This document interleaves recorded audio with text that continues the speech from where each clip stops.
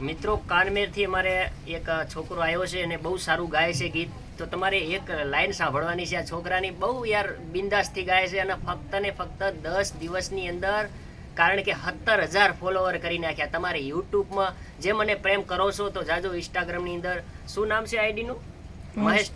મહેશ ઠાકર 303. હા, તો એ આઈડીનું નામ છે. મારા ભાઈઓને હું એટલી જ અપીલ કરું છું કે આ છોકરાને તમારે સપોર્ટ કરવાનો છે. જે મને તમે પ્રેમ કરો છો તો આ છોકરાને સપોર્ટ કરવાનો છે. બહુ જ ટ્રેન્ડિંગમાં અત્યારે ચાલે છે અને 10 દિવસની અંદર અત્યારે ઘણા લોકો એવા વ્યક્તિ હોય છે કે મિત્રો 200 પોસ્ટો અને રીલું વિડીયો અપલોડ કરતા હોય છે, પણ છતાં બી નામ નથી થતું. બોલો. અને આ ફક્ત આ છોકરાએ 10 પોસ્ટો નાખી અને મિત્રો એક વિડીયો તો એનો 3 મિલિયન ચાલી ગયો છે. બોલો.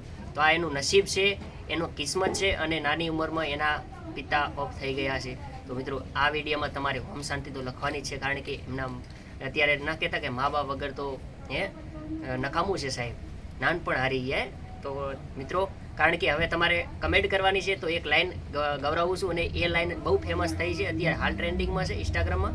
તો ગાઈને જ બેઠી તમારા દિલની વાત ના સમજે એ છોડીને જાવ છે મને, હાથ જોડીને કગરવાથી મજા નથી તમને. તમે માંગતા હોય મને ખોવા, હું નહીં મળું તને જોવા.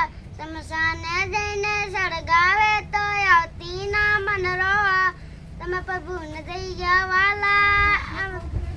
મોજ. તો બહુ સારું ગાય છે અને આવી લાઈનો યાદ રાખવી પણ બહુ અઘરું કહેવાય. અને મારું કહેવાનો મતલબ એ છે કે થોડોક સ્કૂલે જાય અને ભણવા જાય તો બહુ સારું કહેવાય. અને જાશે, મને વિશ્વાસ છે. અને જાજો બટી ભણવા જવાનું અને કંઈક, કારણ કે જેટલું ભણીશ ને તો એટલું તું આગળ વધીશ ને પછી તને લખતા વાંચતા બધું ફાવે. એટલે પછી શું કેવું ઓલા ભેલું શૈલેષભાઈ? હા, તો આટલું જ હતું વિડીયોની અંદર. વિડીયો ગમ્યો હોય તો શેર કરો અને કમેન્ટ કરી દો અને એમના પિતાનું નામ ઓમ શાંતિ લખવા વિનંતી. અને વિનંતી છે. જય માતાજી, જય